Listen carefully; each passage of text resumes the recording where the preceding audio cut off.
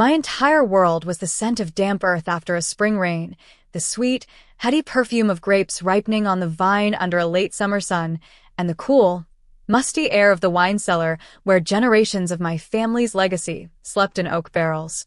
I wasn't born into the Beaumont name, but I was shaped by it, molded by its expectations, its history, its weight. My name is Eleonora, and for 28 years, I was the sole heir to the Beaumont Vineyards, one of the most respected estates in the region. My father, Richard Beaumont, would often place his hand on my shoulder during tours, his voice booming with pride for the benefit of visitors and distributors. "This one," he'd say, "has the gift. She can taste the soil in a single grape, feel the coming rain in her bones. She is a Beaumont through and through." The words were a warm blanket, a shield I wrapped around myself. But they were also a lie, a beautifully crafted piece of fiction we all agreed to live by. I knew, and he knew, and everyone who mattered in our small, gossiping world knew, that I was not his blood. My mother had been a fleeting, passionate affair, a woman who died bringing me into the world, leaving Richard, a man incapable of having children of his own, with a choice. He chose me. He gave me his name, his home, his life's work. In return, I gave him my everything. My childhood wasn't spent with dolls and tea parties.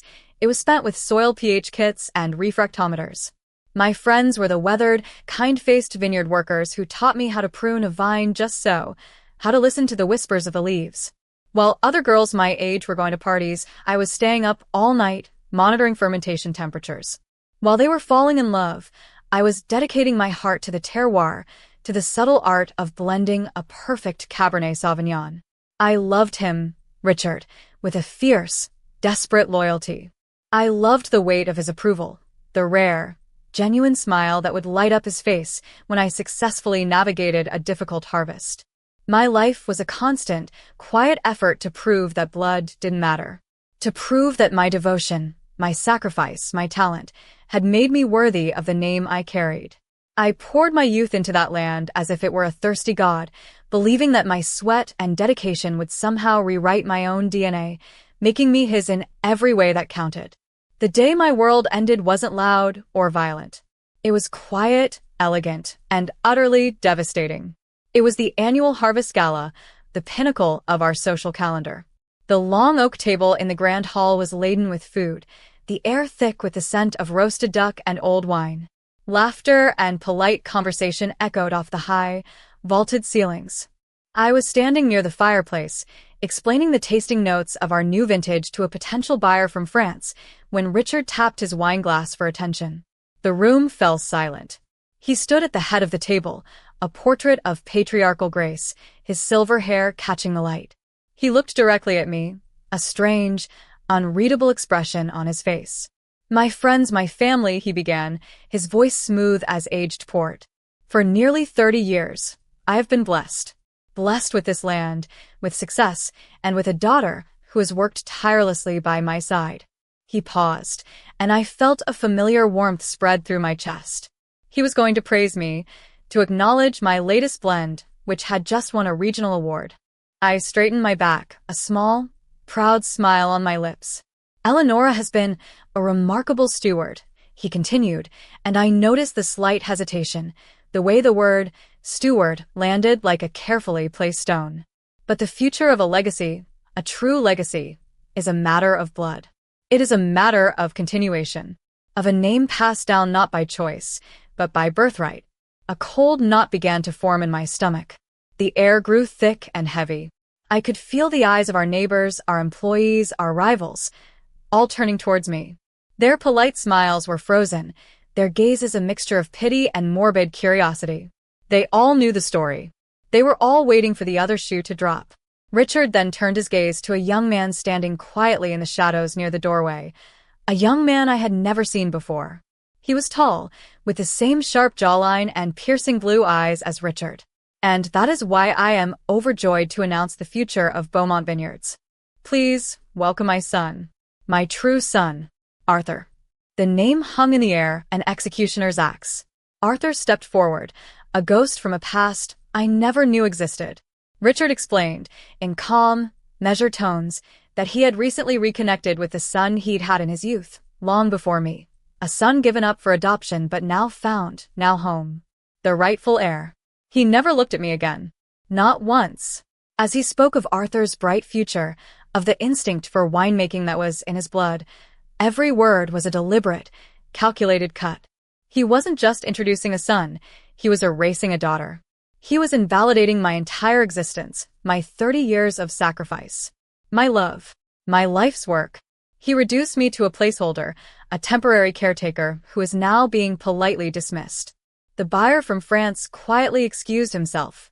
The whispers started, quiet at first, then growing into a low, buzzing hum of scandal and speculation. I stood there, rooted to the spot, my wine glass trembling in my hand. My reflection in the dark window showed a stranger, a woman whose entire identity had just been dismantled in front of a room full of people. I wasn't Eleonora Beaumont, the heir. I was just Eleonora. A steward. A well-kept secret that had outlived its usefulness. The pain was a physical thing, a crushing weight on my chest that made it impossible to breathe. It was the icy finality in his voice, the triumphant smirk on Arthur's face, the pity in the eyes of people who had called me family just minutes before. My world, the only world I had ever known, wasn't just shaking. It had already crumbled to dust at my feet. In that moment, my world dissolved. It was the most profound pain I have ever felt. If you've ever experienced a great disappointment and understand what it's like to have your heart broken, please like this video so I know I'm not alone in this journey. The days that followed were a blur of gray. I was asked to vacate my small cottage on the estate grounds within a week. There was no argument, no tearful farewell. Richard communicated through his lawyer. It was a clean, surgical removal. I packed my few personal belongings, the books and clothes that defined my small existence outside the vineyard, into cardboard boxes. Every object felt like a ghost. The pruning shears I'd owned since I was a teenager. A framed photo of me and Richard, smiling in the vineyard, a relic from a life that was now a lie. The drive away from Beaumont Vineyards was the hardest journey of my life. I didn't look back. I couldn't. The long, winding road felt like it was peeling my skin away, leaving me raw and exposed. I ended up in a small, dingy apartment in a city an hour away. The air smelled of exhaust fumes and stale cooking oil, a violent contrast to the clean, earthy sense of my home. My savings were meager. My salary had always been modest, my compensation promised in the form of my inheritance. The inheritance that now belonged to Arthur.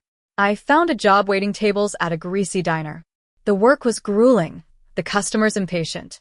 My hands, once skilled at coaxing life from the earth, were now chapped and sore from carrying heavy plates and scrubbing dirty tables. The nights were the worst. I'd lie awake on my lumpy mattress, the sounds of the city a constant, jarring symphony. I was drowning in a silence that was louder than any noise. I had lost more than a home and a job. I had lost my identity. I was a ghost haunting a life that was no longer mine. Despair was a heavy cloak I couldn't seem to take off.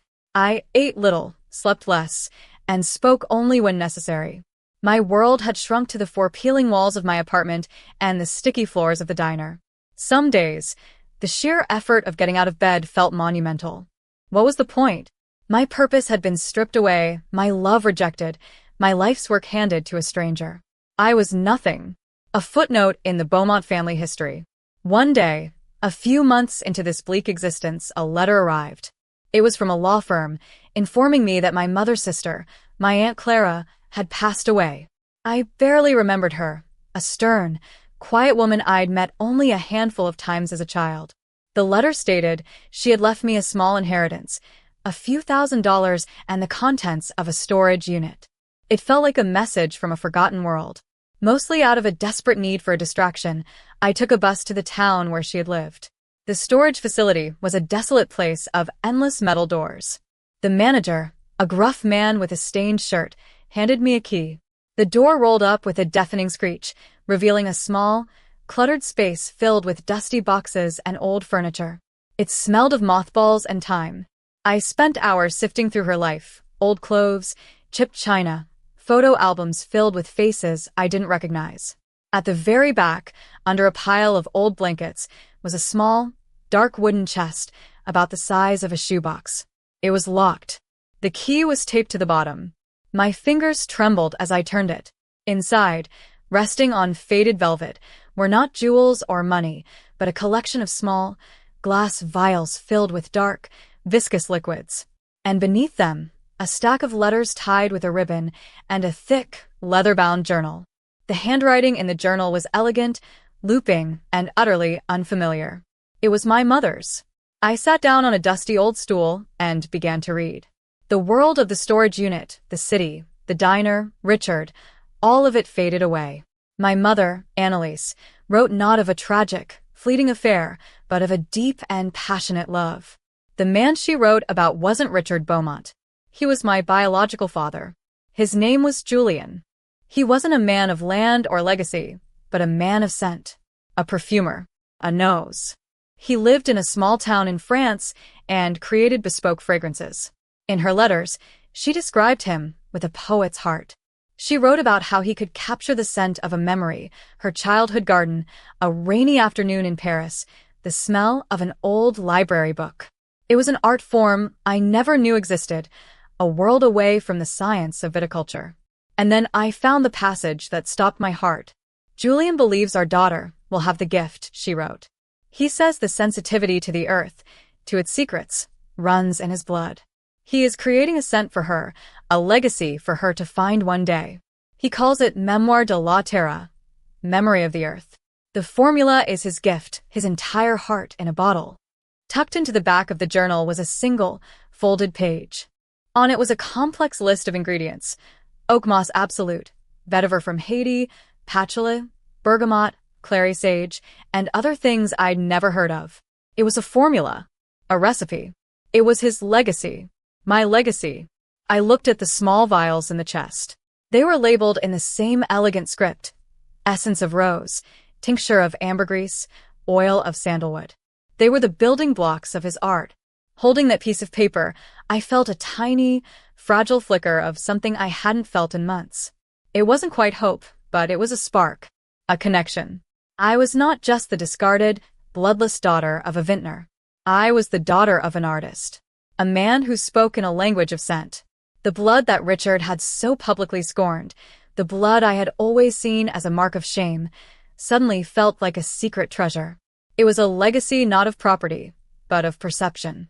In that dusty, forgotten storage unit, surrounded by the remnants of a life I never knew, I felt like I was meeting myself for the very first time. The journey from that first spark to a sustainable flame was the hardest work of my life. I quit my job at the diner. The few $1,000s from my aunt would have to be enough to survive on and to fund this new, insane venture. My tiny apartment kitchen became my laboratory. I spent hours at the public library, devouring every book I could find on perfumery, on the chemistry of essential oils, on the art of extraction and distillation. The language felt both alien and deeply familiar. Words like sieve, accord, and dry down became my new vocabulary. My biological father's formula was my North Star, but I had to learn how to read the map.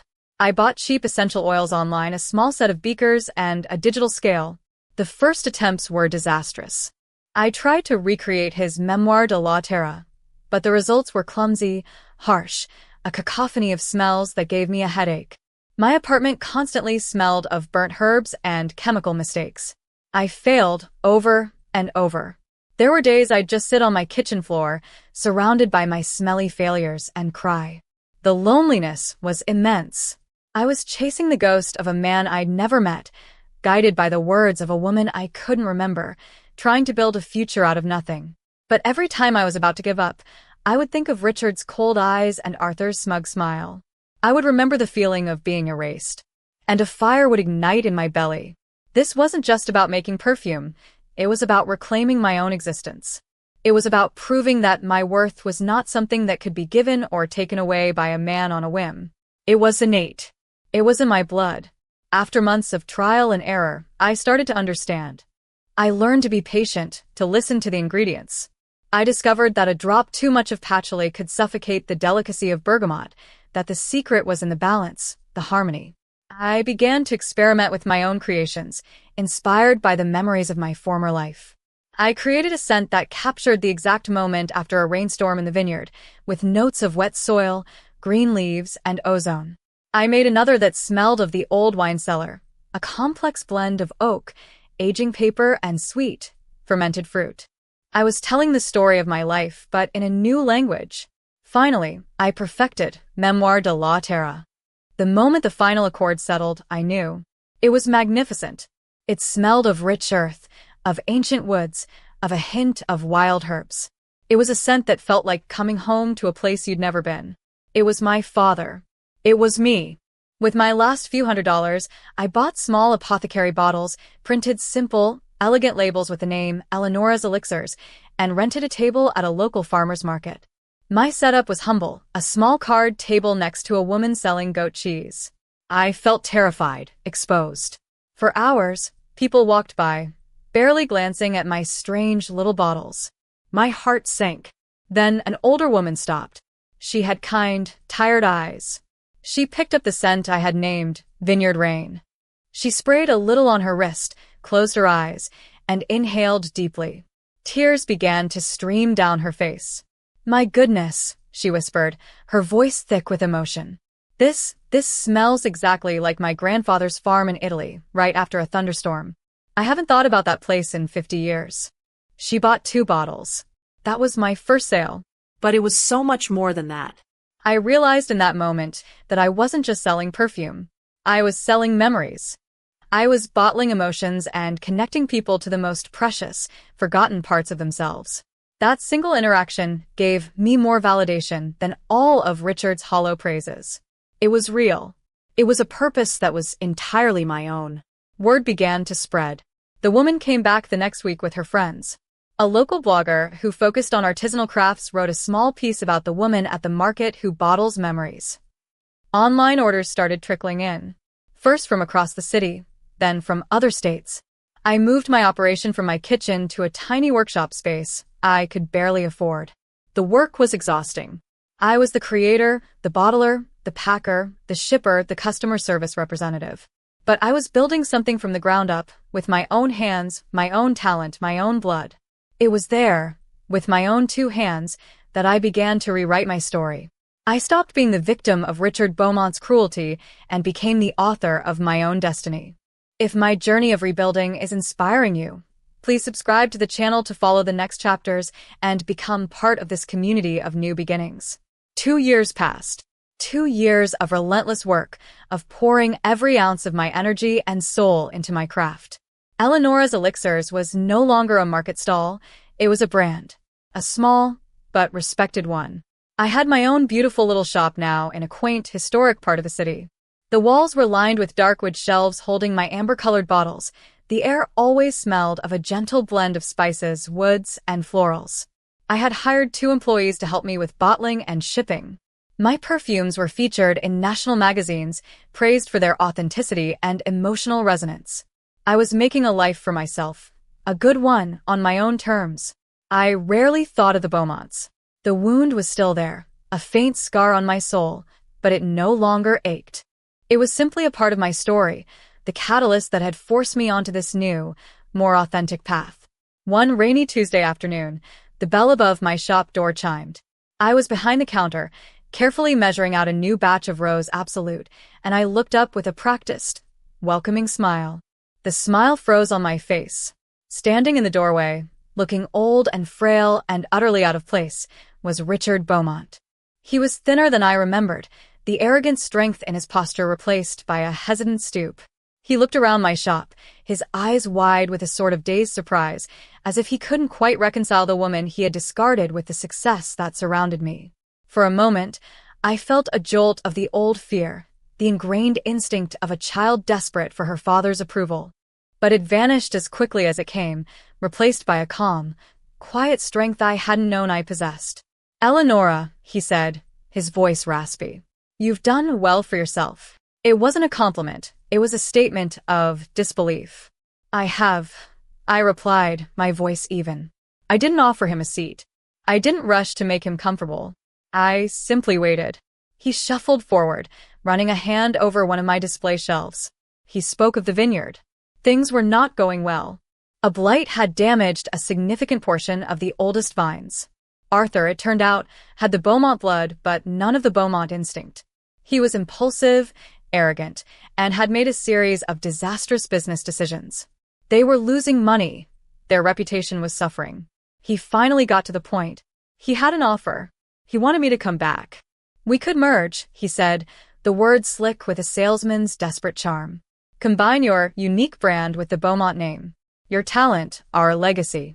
It would be a powerful partnership. We can put the past behind us. I always knew you had good breeding, despite it all. The audacity of it stole my breath. Good breeding. He was standing in the middle of a life I had built from the ashes of the one he had burned down, and he was talking about my breeding as if I were a show dog he was considering buying back. The old Eleonora would have wept. The old Eleonora might have even considered it, so deep was her need for his love. But I was no longer that person. I looked him directly in the eye, my gaze unwavering. No, I said. The word was quiet, but it filled the entire shop. No, he repeated, blinking, as if he hadn't heard correctly.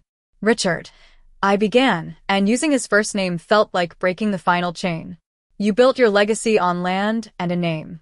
I am building mine on truth and memory. There is no partnership here. But this is your chance to come home, he pleaded, a pathetic edge to his voice. To be a Beaumont again. A slow, genuine smile spread across my face. You don't understand, I said softly. The greatest gift you ever gave me was taking that name away. You cast me out with nothing, forcing me to find what was truly mine. And what is mine, I discovered, is something you can't buy, you can't inherit, and you certainly can't take away. It's the legacy of my real father. It's the strength in my own blood. I picked up a small tester bottle from the counter. It was Mémoire de la Terre. I sprayed it onto a paper strip and handed it to him. This, I said, is my legacy. It's the story of who I am. And it doesn't need your name to be validated. He sniffed the paper, and his face contorted in a mixture of confusion and, perhaps, a flicker of understanding.